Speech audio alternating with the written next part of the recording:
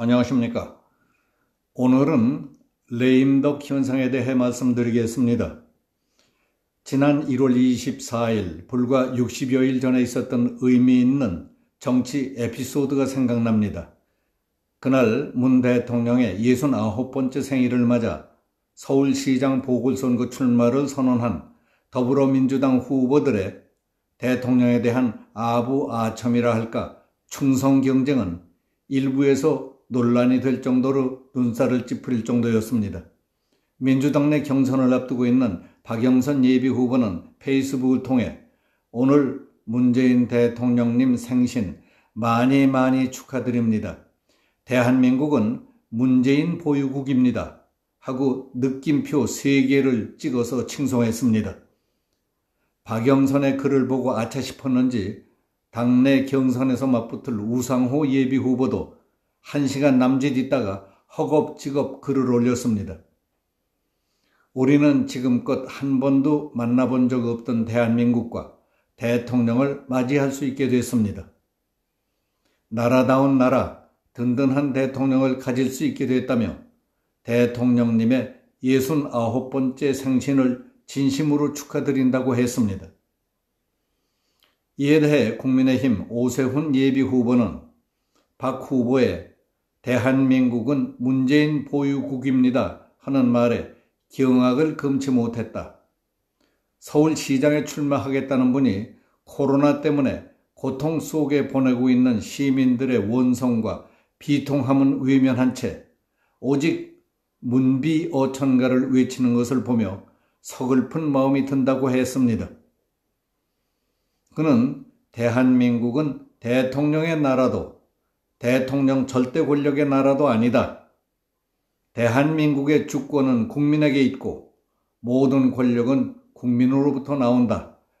대한민국은 위대한 국민을 보유한 나라라고 했습니다.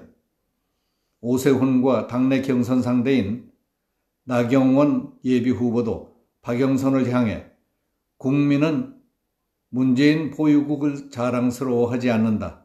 무능한 국정운영, 짝사랑과 다를 바 없는 실패한 대북정책, 부동산 가격 급등과 서민의 주택난을 보고 어떻게 문재인 보유국을 말할 수 있느냐고 물었습니다.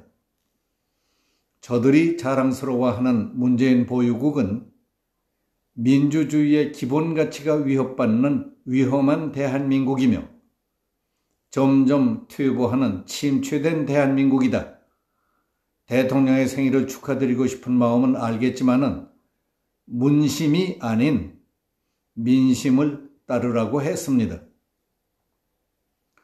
그런 일이 있은 지 2달 좀 지난 오늘의 시점에서 보면 더불어민주당 박영선 후보의 선거운동에서 문재인 대통령은 사라졌습니다.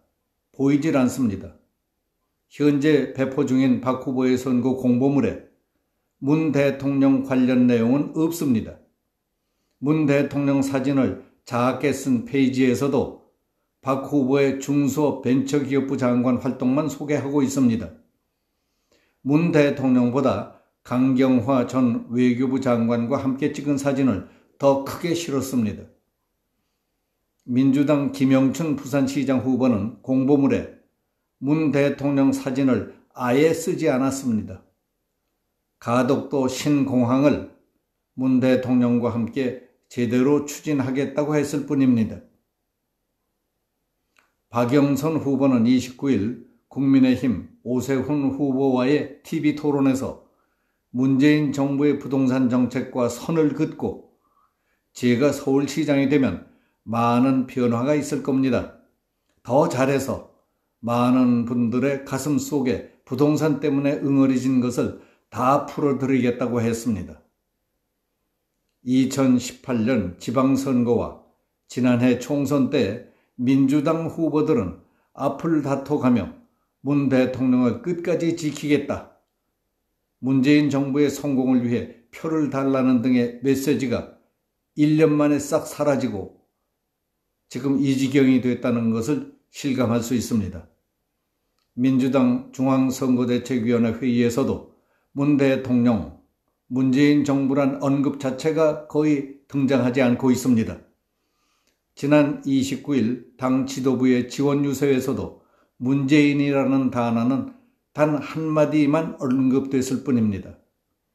친문 핵심으로 꼽히는 김종민 최고위원조차 29일 당회의에서 문재인 정부와 민주당의 부동산 정책을 믿고 따랐다가 손해를 봤다고 느끼는 국민들, 상대적 박탈감을 겪게 된 국민들께 진심으로 사과드린다고 했을 정도였습니다. 반대로 국민의힘은 민주당 후보와 문재인 대통령을 연결시키는 역마케팅 전략을 펴고 있습니다. 박영선을 찍으면 문재인이 된다. 즉 박찍문이라는 구호가 대표적입니다. 배준영 국민의힘 대변인은 논평에서 4월 7일 박영선을 찍으면 박영선이 되는 것이 아니다. 박영선을 찍으면 문재인이 된다. 지금도 국민은 문재인 보유국에서 문재인 보유세를 내놓으라고 허리가 휠 지경이다. 까딱 잘못하면 문 정권의 질곡 속에서 더 시달리게 될 것이라고 공격했습니다. 문 대통령은 대한민국과 국민을 위해 최선을 다하고 있다는 신뢰를 쌓지 못했을 뿐만 아니라 김정은의 눈치를 보고 그들 비위를 맞추는데 더 신경을 쓰고 있는 것 아닌가 하는 의혹을 갖고 있는 국민들이 많다는 사실을 알아야 합니다. 이 안타까운 일은 누구 잘못으로 이렇게 된 것입니까? 국민의 입장에서는 정치, 경제, 안보, 국방, 외교, 법원, 검찰, 언론 등 국가적 주축이 돼야 할 분야의 향방도 명확하게 가늠하기 어렵습니다. 코로나의 확산, 그 방역 대책, 백신 확보 등도 마음이 놓이질 않고 불안합니다.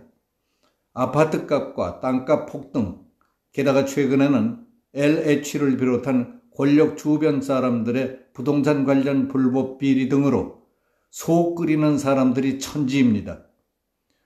집권 여당과 선거 출마자들이 바닥 민심과 집권 세력에 대한 불신, 반감, 그리고 응어리진 마음이 심각하다는 것을 확인한 뒤 문재인 마케팅을 했다가는 오히려 손해날 것 같다고 판단해서 대통령 사진과 이름도 지우고 선거운동을 한다고 합니다. 이게 얼마나 무서운 레임덕 현상입니까? 집권 세력 내부의 권력 다툼이 아니라 국민적 불신과 반감을 바탕으로 하는 레임덕은 수습이 더 어렵고 대개 처참한 비극으로 끝난다는 게 역사의 기록입니다. 보궐선거에서 서울시장과 부산시장 모두 야당이 승리할 경우 문재인 대통령의 레임덕은 더 가속화될 가능성이 있다고 보는 사람들이 많습니다. 생각만 해도 겁나고 소름 끼치는 일입니다. 여기서 마치겠습니다. 감사합니다.